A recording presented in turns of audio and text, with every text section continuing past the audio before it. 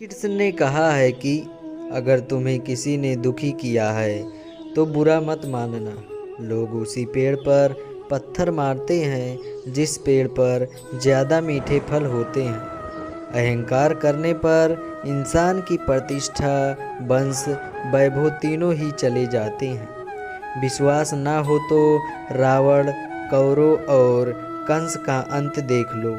कृष्ण कहते हैं कि जैसे प्राणी अपने पुराने कपड़े उतार कर फेंक देता है, नए को धारण करता है, उसी प्रकार यह आत्मा पुराने शरीर से त्याग करके नया शरीर प्राप्त करती है।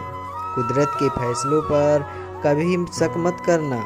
अगर सज़ा मिल रही है तो गुनाह भी हुआ होगा।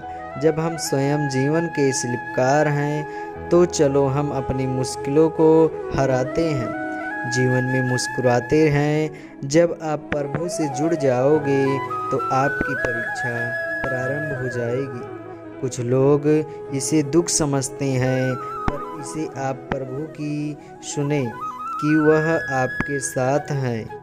मनुष्य कितना भी गोरा क्यों ना हो, परंतु उसकी परछाई सदैव काली होती है। मैं श्रेष्ठ हूँ ये आत्मविश्वास है, लेकिन सिर्फ मैं ही श्रेष्ठ हूँ ये अहंकार है।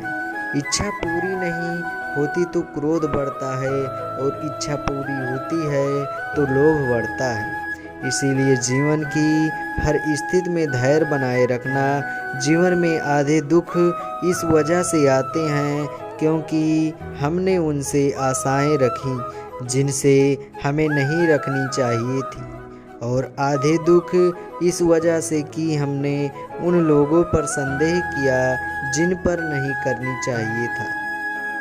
अच्छी किस्मत के लोग थोड़ा भी बुरा होने पर भगवान को कोसते हैं, और बुरी किस्मत के लोग थोड़ा भी अच्छा होने पर भगवान का स्मरण और धन्यवाद करते हैं। मैंने पूछा, कैसे करूँ तेरी पूजा? भगवान बोले, तू खुद मुस्कुरा, औरों को भी मुस्कुराने की वजह दे, बस हो गई मेरी पूजा। जो दूसरों की तकलीफ़ों को समझते हैं, जिनमें दया है, दिल से अच्छे हैं, उन्हें दोबारा जन्म लेना नहीं पड़ता। आपके साथ अब तक जो हुआ अच्छे के लिए हुआ, आगे जो कुछ होगा अच्छे के लिए होगा। जो हो रहा है वो भी अच्छे के लिए हो रहा है। इसीलिए हमेशा वर्तमान में जियो, भविष्य की चिंता मत करो। कृष्ण कहते हैं यह बात हमेशा याद रखना।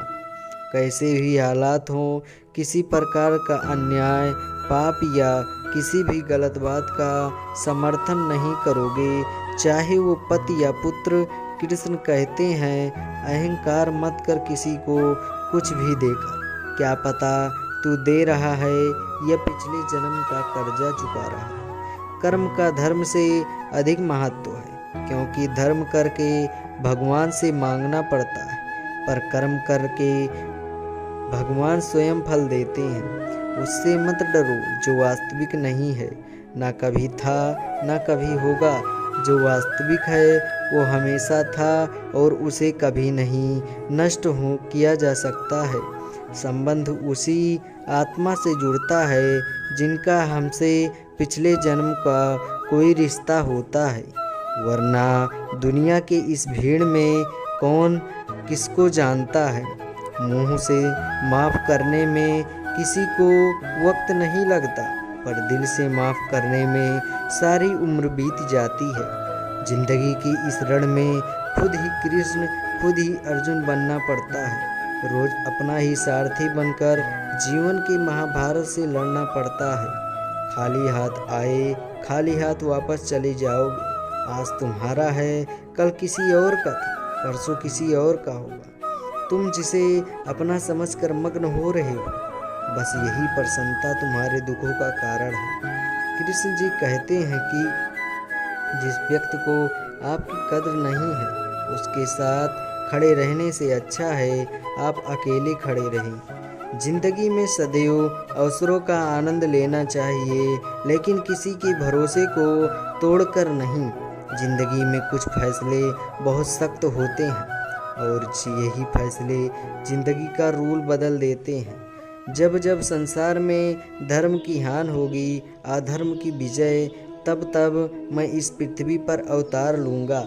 याद रखना, अगर बुरे लोग समझने से समझ जाते हैं तो बांसुरी बजाने वाला कभी महाभारत होने नहीं देता। जिंदगी में अच्छे लोगों की तलाश मत करो, खुद अच्छे बन जाओ।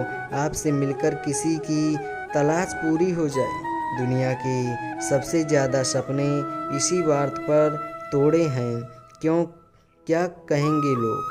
जो एक गुनाह माफ़ ना करे वह हैं न्यायाधीश, जिसकी शरण में जाने से हजारों गुनाह माफ़ कर दें वह हैं द्वारकाधीश। जय श्री कृष्ण।